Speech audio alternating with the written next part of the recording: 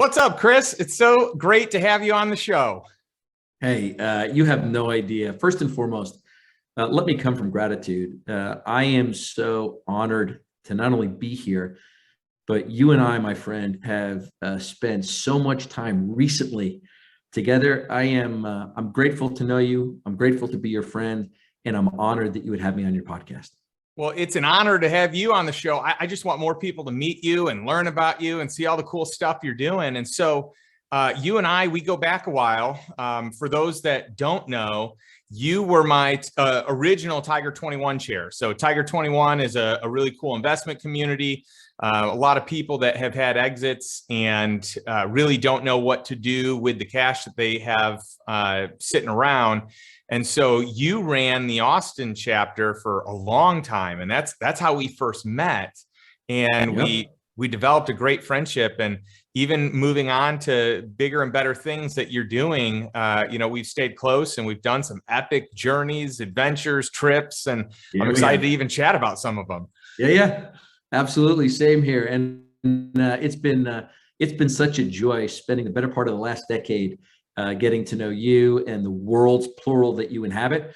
So I'm excited to be here, and I'm looking forward to this podcast tremendously. Well, thanks. And you know what? You are officially my first guest, Chris, in my new studio that is finally done. It took our home was supposed to be completed a year prior to when we actually moved in. So I have been floating around in podcast studios. I actually had one at a place that I was working downtown, just a co-working space that we flipped from an office or like a conference room into a podcast studio. So you're officially my first person, the very first episode in my new office. I'm glad to have you. And it just is so fitting that you are kicking off this next session of the podcast. Outstanding. Glad to be here again. So fun.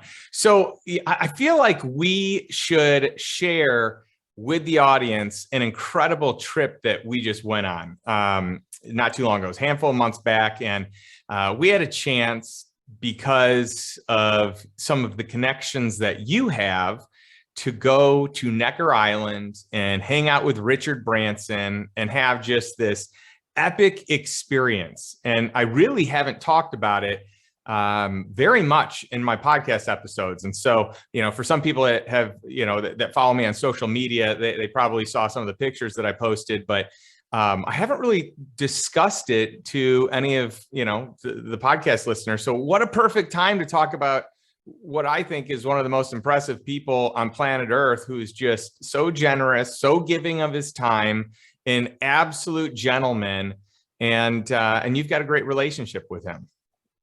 It's been a fantastic journey in terms of my friendship with Richard Branson. I met him originally in 2015, and with the exception of COVID and the year that the two tsunamis rolled in, I've had the privilege of going out at least once a year to Necker Island. And what I have found in no small way is that man is probably one of the most genuine, one of the most real, one of the most grounded, kindest, smartest individuals that I'm lucky to call friend. We're both tennis players, as you know, and so on the tennis court, he has some choice words for me when we're playing against one another. We're great when we play doubles as partners together, and it's been a great relationship. And thanks to that relationship, I'm able to host events like what we did earlier, and bring you and others into the experience and the world that is Necker Island and Sir Richard Branson. Yeah, I had these lofty expectations of probably getting a little bit of time with him. Maybe he'd show up to a meal or two. But we hung out with him every day, and we got for me specifically, I got one-on-one time with him literally every day. It was incredible. We went on some walks. We played tennis. We talked investing and legacy.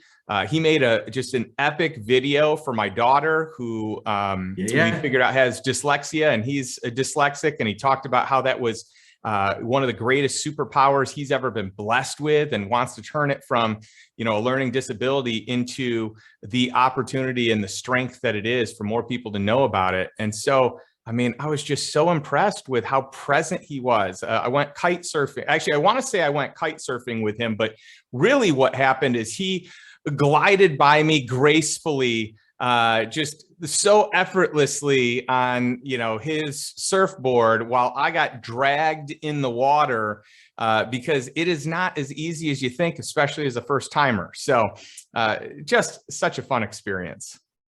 Yeah, he's a wonderful human being, and my experience has been that he does not spend as much time with his guests as he has done in the past for the folks that I've been able to bring there.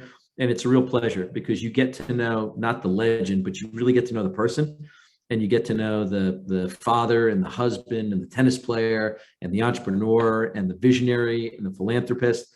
And so you really get an immersive experience, not only with him, but with the island, and also with all of the other guests that are there, because it's not good enough just to bring a bunch of folks to Necker Island. We curate the audience, we curate the programming, we curate the experiences. And the idea here is it's not just a boondoggle with Richard Branson. My goal with a lot of the trips and activities that I do is you have to have a network of new people to meet. You have to have some learning and some engagement and some action item. And then you have to have epic experiences. And when you put all of that together, it creates a magical, memorable, and hopefully valuable experience, where the value far exceeds what actually went on the trip or the vacation. And hopefully the friendships and the camaraderie and the connections that you've made, and because we've kept up, I know you've, be it my brother or some of the other folks, I know you've kept up with them. That's where I think the real long-term value is for any of these experiences. And I get tremendous fulfillment and satisfaction out of creating opportunities like this.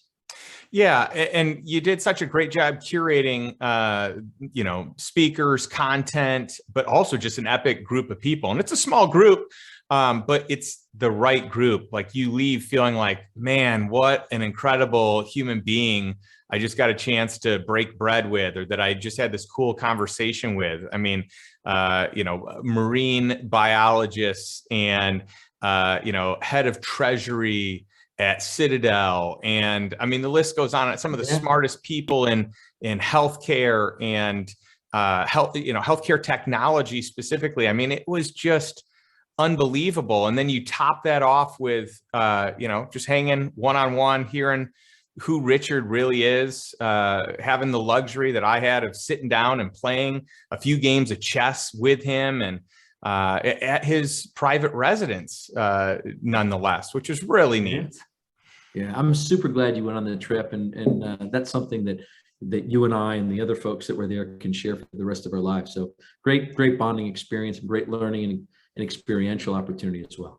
No doubt. And by the way, I feel like I could do a whole episode just on that trip, like just how epic the island is, the food, the people, the one-on-one conversations. It was just an amazing experience. The views, everything, just going boating, island to island hopping. And but what I would love to do is talk about another really cool experience that you put together. And I'm going to connect the dots for a bunch of our listeners, because you introduced me to Brittany Turner and Ariel, or the Ariel, as she likes to call it, arielbvi.com. Just an incredible, just oasis and amazing place. So Brittany, for those of you that haven't had a chance, one of the most downloaded, most talked about, most impressive podcast episodes I've done is the episode with Brittany Turner. So go back and check that one out. But I met her because of you, Chris, and I'd love for you to talk about, that island and what it means to you and why you put this trip together, because it's something special. So I'll back it up a notch. Brittany Faith Turner is an exceptional human being. And you think about the people that you meet in your life and those that make real impact on you. And I tend to think that they do a few things really well. First, In the case of Brittany Faith Turner, she's incredibly successful by all definitions of success. She's a monster real estate person out of Nashville. She's been called the queen of Nashville real estate, little darling, all that stuff. That's great. But as you well know, there are a lot of people that are successful. And success is kind of transitory, it's fleeting. You know, there's always someone who has more of this, that, or the other. And so in our lives and in the lives of your listeners, you meet a lot of people who you can deem successful. That's great. What I find infinitely more interesting, engaging, and at least to me, important, are the people that really focus on creating significance in this life. And back in 1996, I had the privilege of meeting a guy named Bob Buford. Wrote a book called Halftime. You know it because I mentioned great it book. before. Great and book. It's all about man's transition from success to significance. Brittany found not only her purpose in life, but found what she wanted to do to be significant at a relatively young age. And as you well know, the purpose of Aerial BVI, which is an island that she owns in the British Virgin Islands, is less about, again, creating a boondoggle and a vacation spot. It's more about setting itself up as a catalyst for change in the lives of the people that attend and go there. Not too dissimilar to what we were doing on Necker Island. And of course, as you know, we literally did these trips back to back. We were on Necker, better part of a week. We were on Aerial BVI, I think 4 days. And what's interesting is I've been heavily involved with not only Aerial BVI as a island and as a opportunity and a platform for conferences and fellowship amongst like-minded folks and driven to create change in the world. But I've also been involved with the Aerial Recovery Group, which is our nonprofit side of her aerial platform that right now is doing a lot of work in Ukraine, helping move orphaned children from war areas to safe areas, both in Ukraine and then also over the border into Poland. And I think as of my last conversation with her team, they have moved, I think, 1,300 or 1,400 orphans out of harm's way. And what I find really compelling about this 38-year-old, incredibly smart, dynamic, engaged, beautiful, wonderful person, along with her husband, is that they're on a mission to change the world and to better the world, literally at this point in time, one orphan at a time. And what I resonate with at a very core level is that manifestation of creating real change and significance in the world, because I think all of us have an opportunity to do it. A lot of us miss it. And so that I the Aerial BVI is a wonderful venue, but it's a purposeful venue in terms of creating change. And I get pretty excited, as you well know, when it comes to moving the needle in the lives of especially the ultra high net wealth folks that I engage with across my different communities. And I find that that is my purpose in terms of creating that change and creating that significance. And that's where I find fulfillment in my life. Yeah. And really what separates that from many of the other islands I've been to a lot of the British Virgin Islands and US Virgin Islands. That one's special though, because there is this focus on overall wellness and health and rejuvenation. And obviously the scenery makes that easy, but the food they serve, the incredible chefs, the drinks that they have, just the meals, the community that is created around breaking bread and the conversation that is created, this focus on living your purpose and doing better than what you're doing and bringing other people along with you. It's just so cool. And it's refreshing and rejuvenating, but then top down, like holistically, it's just this great step in a direction of true legacy and true, really like support and helping other people along the way. It's really special. Yeah, I'm really glad that you went, and I'm glad you speak so highly of it. Yeah. So let's talk about what you're doing now, because you have, I mean, you kind of had the pick of the litter. You had one of the most successful, and when I say you were a Tiger 21 chair for my chapter, what I failed to mention is that you were the chair of 3 other chapters in Dallas. So you had 4 different chapters that you were running, which is the most in all of Tiger 21. You had people coming after you to run different groups. You had another organization that you were already part of that you had created, but you decided to make the move to really run and become the president of GoBundance. And I'd love to hear your why behind that. Obviously, I've had several of the GoBundance members, and specifically founders, between David Osborne and Mike McCarthy. I had them both on the podcast, just incredible episodes. Hans Box, who's a member, he was on. I mean, I've probably interviewed, 7 to 10 different GoBundance members, people that either currently are or at one point were members. And I'd love to hear about this chapter of your life. It's a pretty straightforward story. So I started working with Tiger 21 in January of 2013. Ran it, had Dallas, ran Austin, ran San Juan, Puerto Rico, helped with the launch of Hong Kong, and did all of that in the course of about 9 years. And then the pandemic hit. And I had achieved everything I wanted to do with Tiger 21, and realized that my next step was to look at other organizations in the mastermind space. And when I resigned from Tiger 21, I sent out a letter to about 400 folks that I had befriended and known over the course. You got it. And David Osborne reached out to me literally within about 75 minutes of receiving the email from me, and said, don't do anything until I get a chance to talk to you about GoBundance. And like all the chapters in our life, I kind of wanted to grieve the passing in the almost 9 some odd years that I had been there. And so I waited a little bit of time, jumped into GoBundance, took on the role of CEO in July of 2020. And have been rocking and rolling with an exceptional group of both men and women. I think Tamar was one of the women that was on your Lifestyle Investor as well. I remember that from the Dallas conference that you spoke at not that long ago with the GoBundance women. And, I believe truly, as I mentioned earlier, my calling in life is to move the needle of significance in the lives of others. And one of the great gifts of GoBundance, as opposed to what I was doing with Tiger 21, is, as you know, the average age of a Tiger 21 member is probably 55, 57 years old. The average age of a GoBundance member is probably early to mid 40s.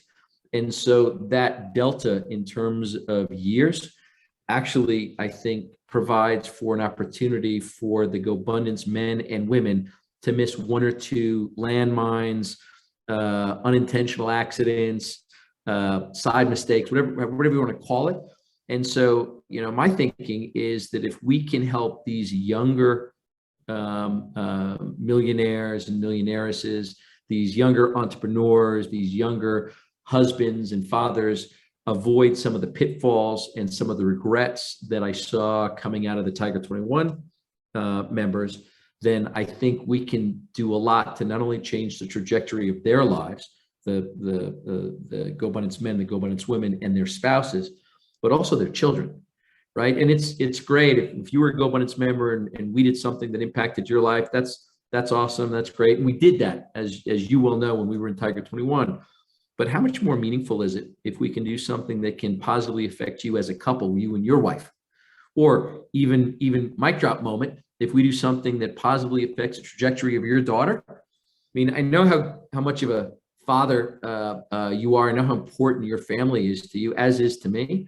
And there's nothing like it. If I have a 20-year-old daughter named Bishop. If something occurs where it positively impacts Bishop's life in my world of Tiger 21 or GoBundance or R360 or any of the other groups that I've run or am running now, that becomes kind of the ultimate gift of what I hope and believe that GoBundance can offer right now. Well, I love the way that you set that up and the way that you frame it. And I just want everyone who's watching this, everyone who's listening to know that, Chris, you are the networker of networkers. You're like the master connector. You know anyone and everyone, all the who's who, whoever's the best in whatever space it is, whether it be financial, whether it be health, whether it be relationships, like, you know, all the big names, the people that have the track record. And you love bringing them in to teach as well. And so, you know, when I think about like your superpower, it to me is creating an epic community, facilitating great discussion, and then intertwining and weaving in just high level expert of expert type of speakers or professionals in whatever industry they are best in class at, which is something I also work extremely hard at for the Lifestyle Investor Mastermind, because I think there are very few places out there that are like, you know, really getting the world's best at whatever topic it is. And you've done a great job with that. Well, thank you. Kind words. Let me tell you one of the areas that I think you and I are actually very much alike. So we've known each other for 7, 8 years, however long since you first joined Tiger 21. And my experience of you is that you're incredibly relationally driven. And I know that I hold my relationships as probably the most valuable, important, fulfilling, satiating asset that I have. And what I discovered a long time ago, and I see this very much in you as well, is we invest in our relationships. And so when I need a speaker for a GoBundance event, or when you know I call Virgin Unite to show up at Necker Island and put a trip together, it's not done in a vacuum. It's done with a history of real, meaningful, sincere, without any form of agenda, sense of care and fellowship and relationship. There's probably some love in that as well. And at the end of the day, you do things for your friends, and your friends do things for you. And it's its own currency, it's its own marketplace, it's its own exchange that has nothing to do with the dollar and cents, but is unbelievably valuable in creating meaningful life experiences and friendships. I mean, when you and I leave this world, brother, we're not taking a Buffalo nickel with us. That's and right. I hope that, you know, I'm a good friend to my friends. My friends for sure are great friends to me. And I find that those relationships, ever since I was a little boy, have probably done more to serve me in my life's journey. Success with businesses, success with relationships, success with family, success with my friends, more than anything else that as I look back on my life, my relationships are probably what I'm most proud of. And my money says you'd say the same thing, buddy. Yeah, there's no doubt. I mean, I think relationships are life, right? The quality of your relationships is in direct relationship to the quality of your life, or in direct proportion. And so, yeah, I think that's, you know, top of the food chain to me, is pouring into the people that are most important, that I have the deepest roots with, or finding the people that maybe I don't have that relationship with yet and creating it, being intentional to foster a relationship, especially in an area where maybe I need to learn more, I need to grow more, I need to find you know, the master of whatever that particular craft is. And so it's not just, you know, the relationships you have, but it's who are the relationships that you want to have. Like, who, you know, are you just going through life on autopilot, letting life happen to you? Or are you intentionally carving out like, hey, here are the people that I want to see. Here are the trips I'm going to book with them, or the calls, or the time. I'm going to carve this out in my calendar, and I'm going to let that take priority versus life just happening. Because we all have experienced what it's like when the calendar just goes on its own. It goes on autopilot versus intentionally crafting and creating the ideal life, or the ideal calendar, or pouring into the top 10 relationships that are most important or most meaningful at this moment of life right now. You know, it's interesting. there are two things that I don't think I've ever mentioned to you that I really admire about you. The first one is you are deliberate in everything that you do. There is, and it's not obsessive, it's not compulsive, but there is an intelligence behind every activity, every program, every trip that you take. And I've noticed that, and I really respect that. And then probably even more important than that, you made a comment when we were on Necker Island in terms of how you have traded money for time, and that your focus is on building the greatest life that you can have. And your focus on material wealth and financial gain is a distant second to that. And in your constant prioritization of activities as a husband, as a father, as a friend, as an adventurer, as a world traveler, you, more than anybody else that I know, have really done such an impressive job of carving out the life that you want to live.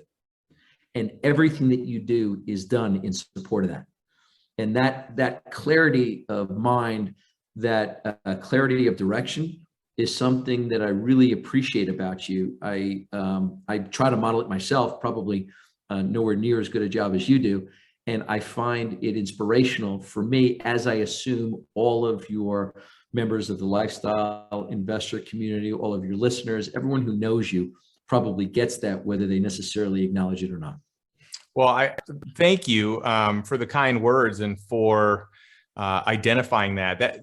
Those are really important things to me, and the way I spend my time and who I spend it with just matters so much. And there's this danger that I have even found myself at many different periods of time slipping into, which is whatever your goals are, you work hard to achieve them, whether they be health, whether they be financial, relationships, whatever it is. And the goalposts move, though, and especially with the finances. So if you're not careful, you fall into a trap of what society values more than maybe what you should or could value. And I remember at one point in life, the goal was like, hey, how can I earn six figures? That would be incredible. I'd love to be able to do that. If I could ever do that, that would be, the most epic thing ever. Like, that's life on my terms. But then when you get there, you've got to find the next thing. And if you're not careful, and if you're not deliberate with what it is that you want to get out of life, you can fall into this trap of chasing or wanting more or wanting to build bigger and better. And I just want to default into building lifestyle, building relationships more so than building wealth. And I think if you make good decisions and surround yourself with the right people, I think that wealth part can grow alongside it as a natural byproduct. But I see too many people that are infinitely wealthy working crazy hours to make whatever else more they need to make. And that to me is very empty. And I just don't want to fall into that trap. Well, you are the poster person for the guy who hasn't fallen into that trap, knowing you as I do. And you're absolutely right. At the end of the day, it's easy to default to the society standards that are in no way, shape, or form our own. Candidly, all of us are kings and queens. We live better than 99.999% of the population in the history of mankind. So congratulations, we've all arrived. And so, one of the things that I learned a long time ago is I use gratitude as a buffer against either feeling overly inflated in terms of my opinion of myself or deflated. And I have this simple practice where every morning and every night I do a gratitude prayer, and I think of three things I'm grateful for. Usually involves my family, usually involves my friends, usually maybe it's a work accomplishment. But I find that gratitude is a fantastic gift when things are going well, and it's a great resiliency tool when you're dealing with adversity. And it's also humbling. because I think all of us are lucky, blessed to be in the world that we're in, just to be able to listen to this podcast and be involved in the Justin Donald community. There's so much that we have to be thankful for. And oftentimes when we lose sight of that, and maybe we jump on the hedonic treadmill, I think we get focused up on what is unimportant. And often at times, especially as I saw a trend into the Tiger 21 group, it comes at a cost. And if you're on marriage number 5, it's not her, brother. It's not her. That's right. If you're estranged from your kids, it's you. If you're 150 pounds overweight, it's you. If Ebenezer, you've never donated $1 to charity, you can live a very myopic life if you just focus on the dollars and cents. And I think that has a place. That's fuel for a lot of the other things that we do. But if we don't focus on the other things, it truly comes, especially as we get older, at the cost of quality of life. Yeah, you made a comment that really resonated, where you just don't want to live in these extremes. And it brought back this this quote or this ideology that the great John Wooden, one of the greatest basketball coaches, I think most people would still say he's the greatest college basketball coach ever, most winningest coach in terms of titles with UCLA, just a juggernaut. And one of the big things I always remember him saying is no excessive dejection and no excessive jubilation. And that has always stuck with me, that you don't want to be on either of those extremes. You don't want to live there. You want to kind of live in the middle. I just think that's totally agree. And life is never as good or as bad as you think it is in the moment. So, we have the storms of happiness and adulation. We have the storms of defeat and despair. None of that in the grand scheme of life is as extreme as it sometimes feels. And, if there is an issue or a challenge or a problem that you can solve with a credit card or a bank account, it's an inconvenience. What is important are your health, it's your family, it's the happiness of your children. I mean, those are the things that and your spouse, those are the things that ultimately matter. Everything else we can kind of manage, especially as the type A heat-seeking missile entrepreneurial men that we are, and the audience that you have, both men and women. We can manage the day-to-day grind stuff. It's the family, it's the friendship, it's the health, it's the willingness to be greater and to seek things out that are greater than ourselves. Those are the things that I think truly make life meaningful and fulfilling. That is powerful, Chris. Thanks for sharing that. That's awesome. It's interesting because you just talked about having all this gratitude for what you do have. If you're lost in what you don't have, this is the whole idea of that new book, The Gap and the Gain, right? And it's kind of I've got another friend that describes it as the integrity gap. And it's this, are you living in this world of what you don't have based on what everyone else has or based on what you want?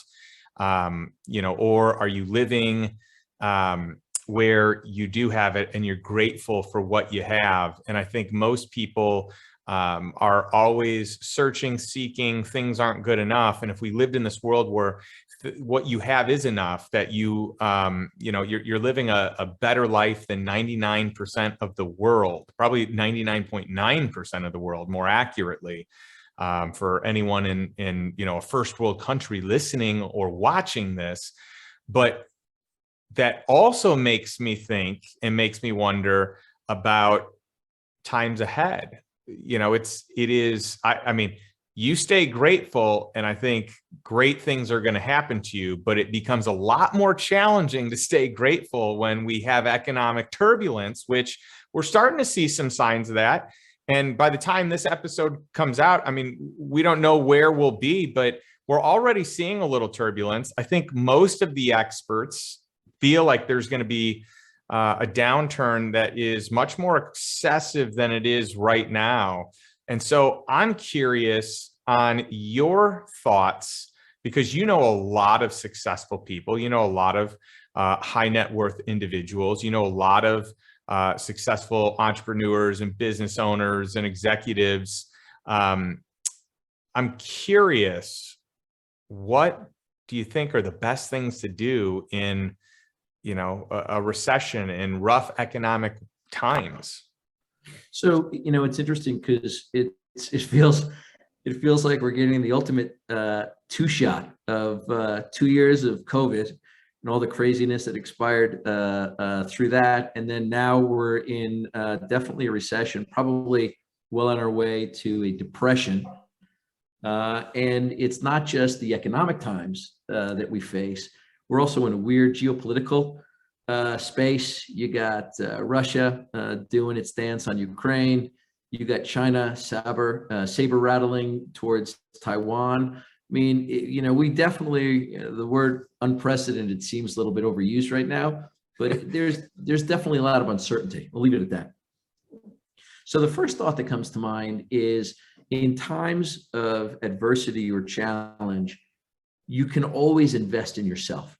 So, COVID had me watching Netflix and ordering Uber Eats for about 2 weeks before I got sick of that. And as you know me, my ADHD kicked in early, so I had to read. I probably read 60, 70 books over the course of COVID, because that was good to do. The Gap and the Gain was actually recommended to me by my younger brother, Scott. And so that's going to hit my end table at some point in the not too distant future. But you can always invest in yourself. So no matter what happens, there's an infinite return on you reading, learning, growing, bettering yourself in whatever aspect of life that you want to do that. Having that aside, the other thought that occurs to me, and you live this too, my friend, is you got to surround yourself with quality people. And I'm not just talking friends and high school and college buddies, or maybe it's couples that you and your wife or you and your husband engage with. You got to find, every one of us does better, I believe, when they find their tribe. And you want to find people that not only support you and encourage you, but also you can be authentic with. They can offer you constructive criticism.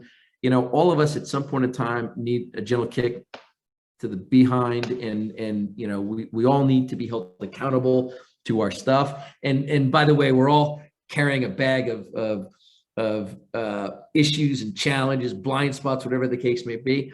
And one of the things that I really appreciate about GoBundance and the mastermind group that I now run is that as we have come into these challenging times, we've kind of doubled down on the relationships and the camaraderie and the learning with each other. We launched a series about a month ago called Navigating Through Choppy Waters. And what we've been doing is we've been seeking out experts across multiple domains. So we had David Osborne, who you of course know, speak on everything that he's doing to not only protect his wealth and his positions in real estate, but where do you hold dry powder for investments that'll show up 6 months, a year, 18 months from now?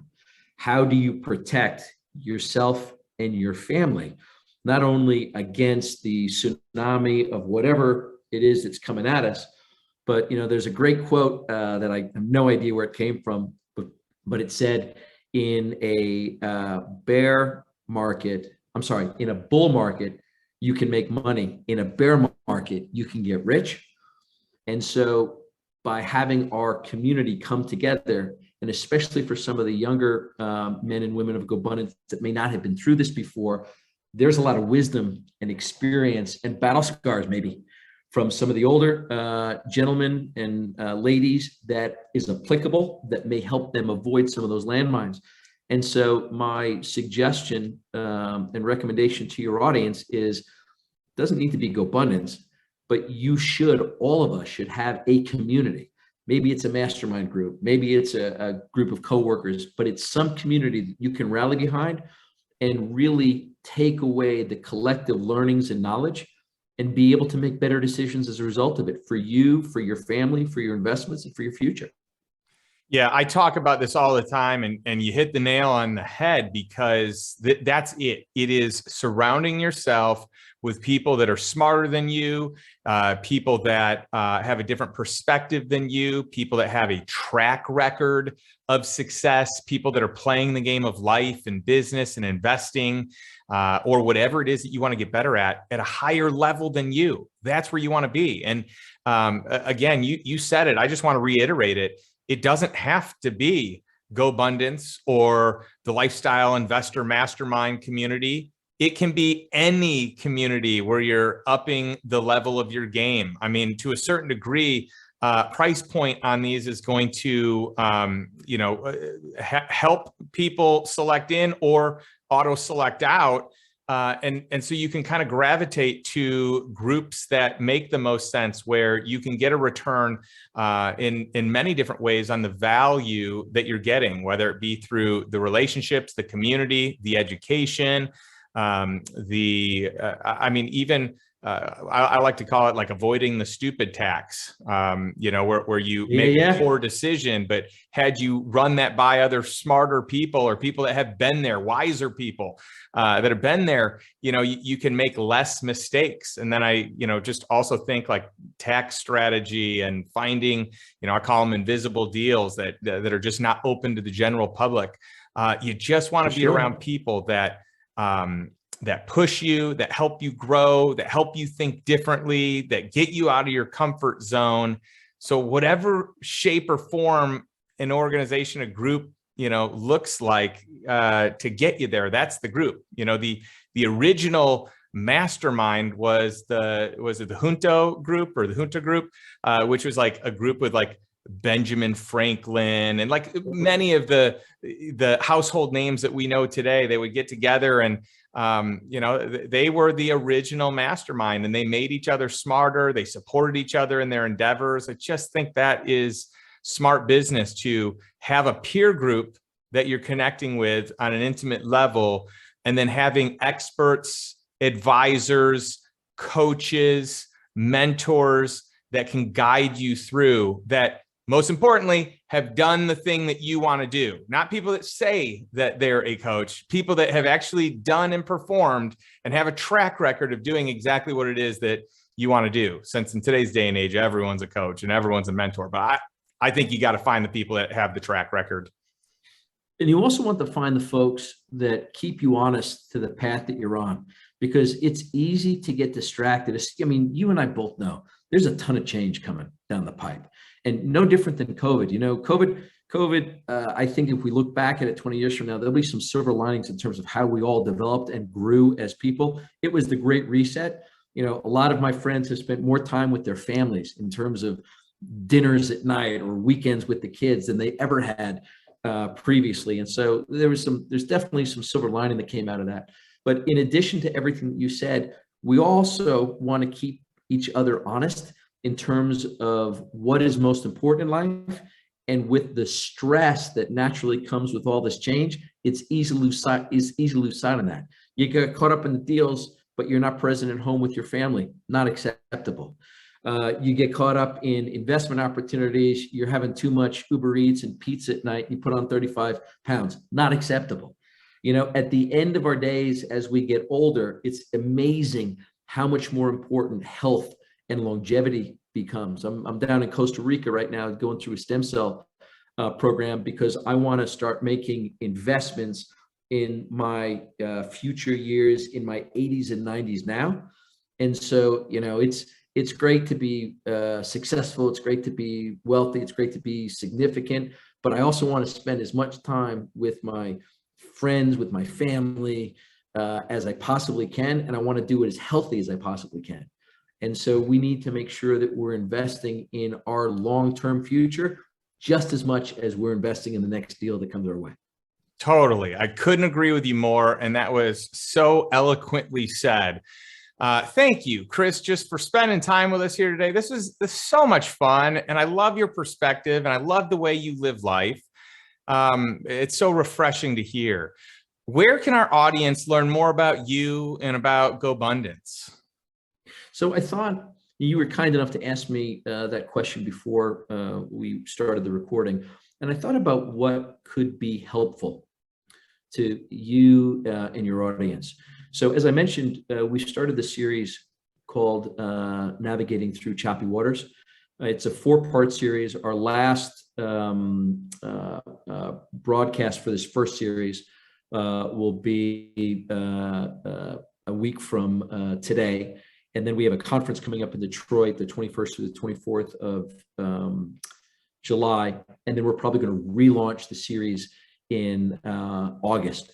What I would like to offer up as a free offer, no obligation, no expectation, is if any of your audience members would be interested in auditing one of those calls. It's a Zoom call. It's set up as a webinar. I'd run about 90 minutes. And the only agenda is we want to educate our audience on what they can do to best prepare for whatever's coming our way. If anyone wants to go on to the GoBundance website, it's www.gobundance.com.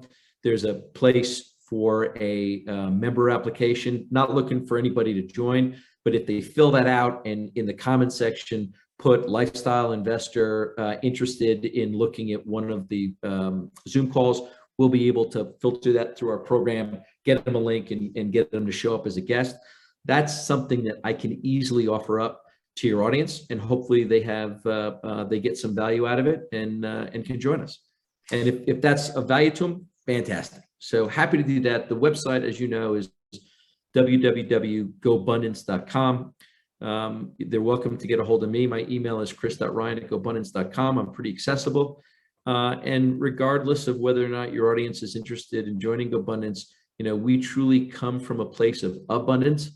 And I believe that if you help enough people in this world, it typically comes back tenfold to you. So if there's anything that I can do for you or your audience, I'm pretty open and pretty available to do it. I love it. Well, thank you so much for joining. This has been an awesome episode.